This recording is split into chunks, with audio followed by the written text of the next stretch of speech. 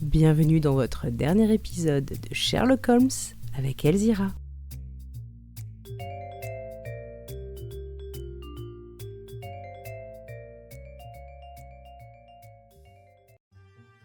Chapitre 9. Conclusion. Nous avions tous été assignés à comparaître devant les juges le jeudi suivant. Mais quand ce jour arriva, ils n'avaient plus besoin de notre témoignage. Un juge supérieur avait pris l'affaire en main. Jefferson Hope avait été appelé devant le tribunal où justice lui aura été pleinement rendue.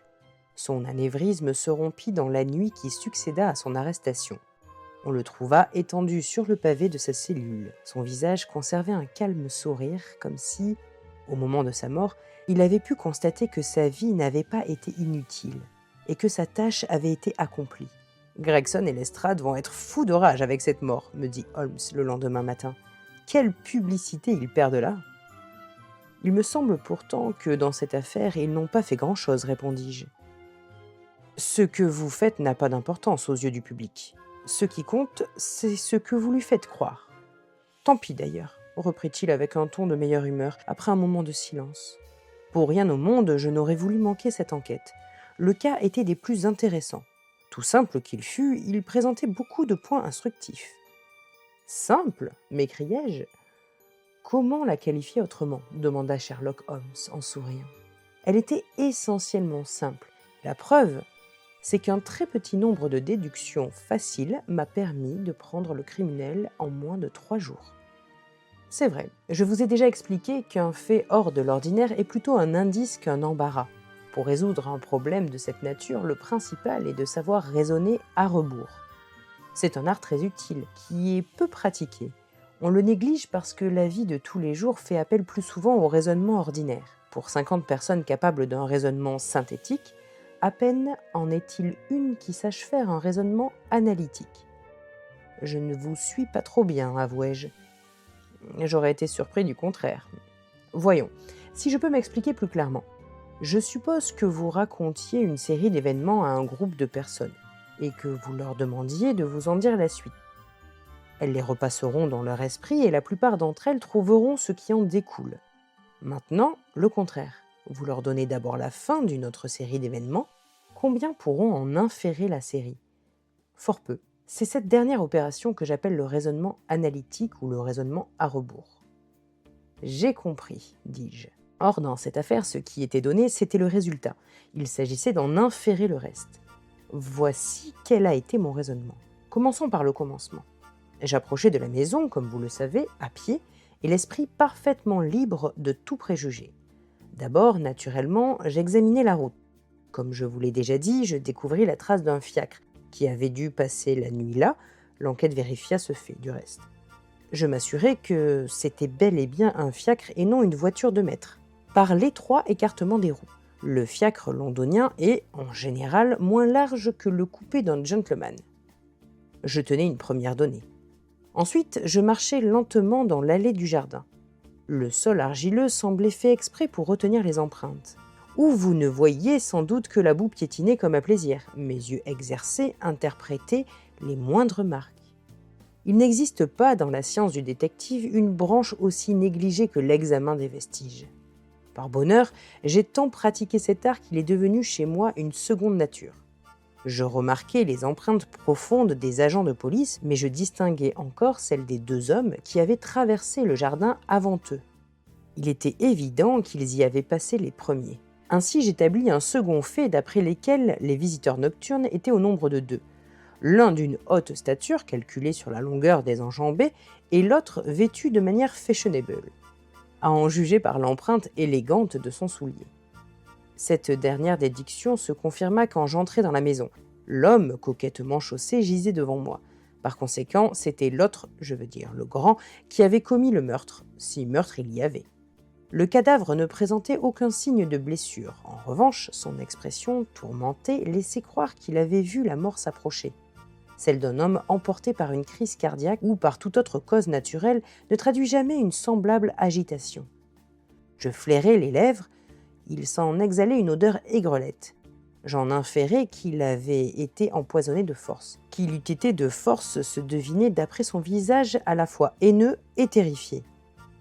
C'est par la méthode d'exclusion que j'étais arrivé à ce résultat. En effet, aucune autre hypothèse ne s'ajustait aux faits. D'ailleurs, ne vous imaginez pas que l'idée de se faire prendre du poison de force soit bien nouvelle. Elle se trouve dans des annales du crime.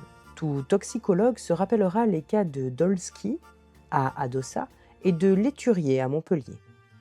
Quel était le motif? Voilà le hic. Ce ne pouvait pas être le vol, on n'avait rien pris. La question se posait donc ainsi, était-ce la politique ou une femme? Cette dernière supposition m'a paru de prime abord comme étant la bonne. Sitôt sa besogne accomplie, l'assassin politique file. Au contraire, l'assassin que je cherchais avait pris son temps.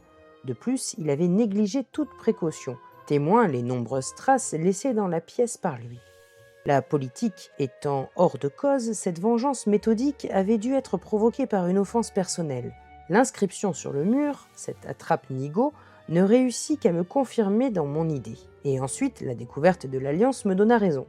Sans aucun doute, le meurtrier s'en était servi pour rappeler à sa victime une femme absente, sinon morte. À ce moment-là, je posai une question à Gregson.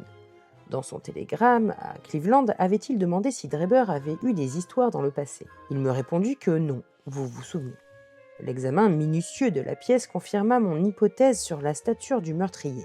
En outre, il me fournit des détails sur les cendres de son cigare et la longueur de ses ongles. Étant donné l'absence de toute trace de lutte, j'en étais arrivé à la conclusion que le sang répandu sur le parquet avait coulé du nez du meurtrier dans son énervement. La traînée de sang suivait la trace de ses pas. C'est en général chez les tempéraments sanguins qu'une violente colère provoque un tel accident. Je hasardai que le criminel était un type robuste, avec un visage haut et en couleur.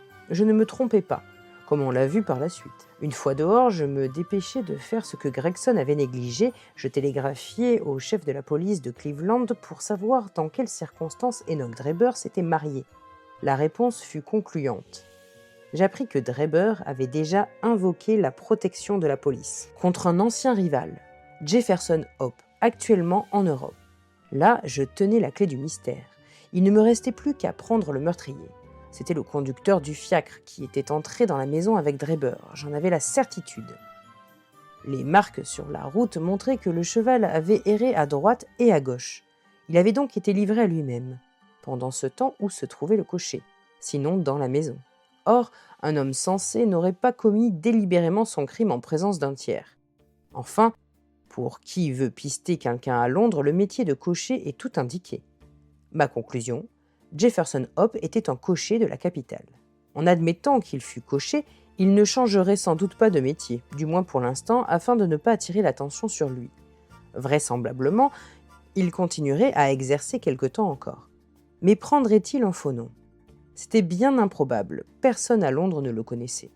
J'organisai une bande de gamins en corps de détective et systématiquement je les envoyais chez les loueurs de voitures, jusqu'au moment où ils me dénichèrent mon homme. Leur réussite et le parti que j'en tirai aussitôt sont encore présents à votre mémoire. Quant au meurtre de Stangerson, je ne l'avais pas prévu. En tout cas, il n'y avait pas moyen de l'empêcher. Alors j'entrai en possession des pilules que j'avais devinées. Voilà, tout n'est qu'un enchaînement de déductions. C'est merveilleux, m'écriai-je. Il faut que vos mérites soient reconnus. Publiez un compte-rendu de cette affaire. Si vous ne le faites pas, moi, je le ferai. À votre idée, docteur, répondit-il. Tenez, continua-t-il en me tendant le journal.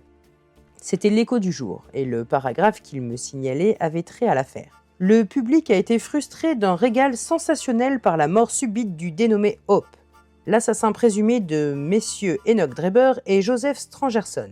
Par suite de ce dénouement, on ignorera sans doute toujours les détails de cette affaire. Cependant, nous savons de bonnes sources que le crime a été la conclusion d'une vieille et romantique inimitié, où l'amour et le mormonisme ont joué un rôle. Les deux victimes ont fait partie, dans leur jeune âge, des saints des derniers jours, et Hope, le détenu qui vient de mourir, venait lui-même de Salt Lake City.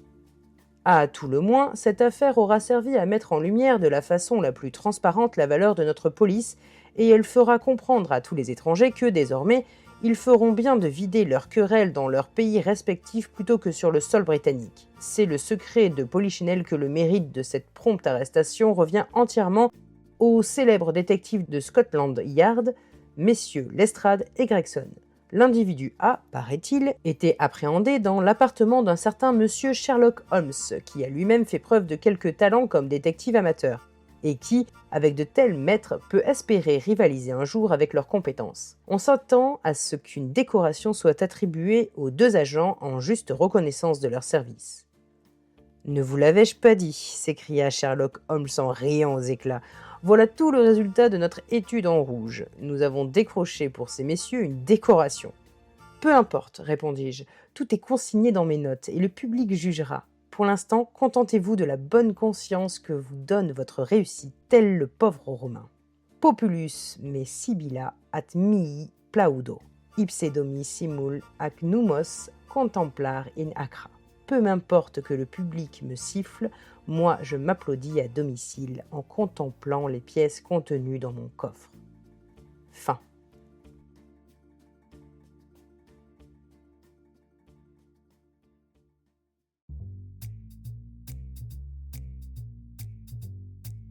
C'était le dernier épisode de la saison 1 de Sherlock Holmes, l'étude en rouge.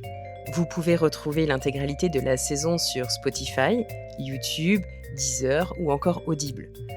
Je vous invite aussi à vous abonner à ma chaîne. Vous aurez d'autres contenus comme des livres audio tels que Le Petit Prince ou Jean Giono, mais aussi différentes émissions. Le Rendez-vous Conte, dans lequel je lis des contes philosophiques, et bientôt de nouveaux podcasts. À bientôt!